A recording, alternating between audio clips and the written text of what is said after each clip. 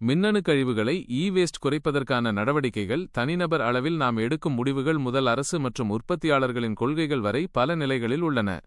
கழிவுகளை குறைப்பதற்கான அடிப்படை கொள்கை குறைத்தல் ரெடியூஸ், மீள்பயன்படுத்தல் ரீயூஸ், மறுசுழற்சி ரிசைக்கிள், 3 ஆஸ் என்பதாகும். தனிநபர் மற்றும் நுகர்வோர் நடவடிக்கைகள் ரெடியூஸ். மின்னணு கழிவுகள் உருவாவதை தடுப்பதே மிகச்சிறந்த வழியாகும். 1. தேவையறிந்து வாங்குதல். ஒரு புதிய மின்னணு சாதனம் கண்டிப்பாக தேவையா என்று சிந்தித்து வாங்க வேண்டும். கவர்ச்சியான அல்லது விரைவாக பாணியிலிருந்து விலகும் சாதனங்களை தவிர்க்கலாம். 2.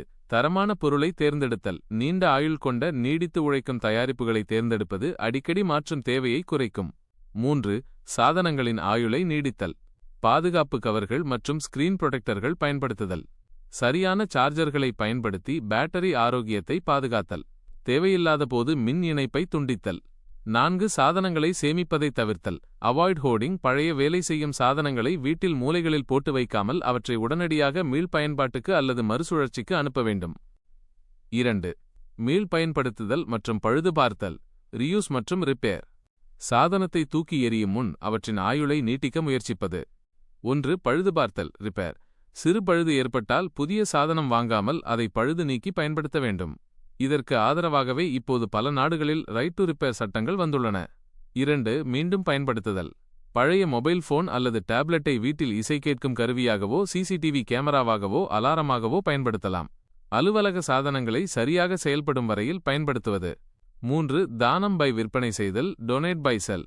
நன்றாக வேலை செய்யும் பழைய சாதனங்களை தேவைப்படுபவர்களுக்கு தானமாக வழங்கலாம் அல்லது இரண்டாம் தர செகண்ட் ஹேண்ட் சந்தையில் விற்கலாம்.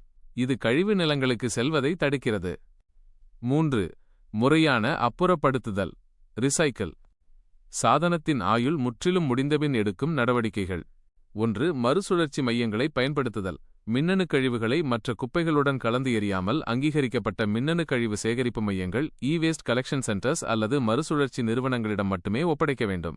2. உற்பத்தியாளர்களிடம் திரும்ப ஒப்படைத்தல் டேக் பேக் புரோகிராம்ஸ். பல உற்பத்தியாளர்கள் பழைய சாதனங்களை திரும்பப் பெறும் திட்டங்களை எக்ஸ்டெண்டட் ப்ரொடியூசர் ரெஸ்பான்சிபிலிட்டி (EPR) வைத்துள்ளனர். அத்தகைய திட்டங்களை பயன்படுத்த வேண்டும். 3. தரவுகளை அழித்தல். எந்தவொரு சாதனத்தையும் மறுசுழற்சிக்கு அனுப்பும் முன் அதில் உள்ள தனிப்பட்ட தரவுகளை பர்சனல் டேட்டா முழுவதுமாக அழித்துவிட வேண்டும்.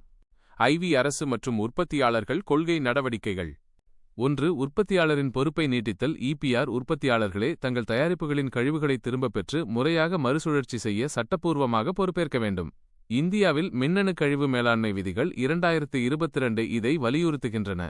2. சுழற்சி பொருளாதாரம் சர்க்குலர் எக்கானமி ஊக்குவிப்பு. பொருட்கள் உற்பத்தியில் பயன்படுத்தியதையே மீண்டும் பயன்படுத்துவது, பழுதுபார்த்தலை எளிதாக்குவது, புதிய கச்சா பொருட்களை சார்ந்திருப்பதை குறைப்பது போன்ற சுழற்சி பொருளாதார கொள்கைகளை அமல்படுத்துவது. 3. பொதுவான சார்ஜர்கள். அனைத்து சாதனங்களுக்கும் ஒரே வகையான சார்ஜிங் கேபிளை டைப்-C கட்டாயப்படுத்துவது தேவையற்ற சார்ஜர் கழிவுகளை குறைக்கும் ஐரோப்பிய ஒன்றியத்தைப் போல. 4. சட்ட அமலாக்கம்.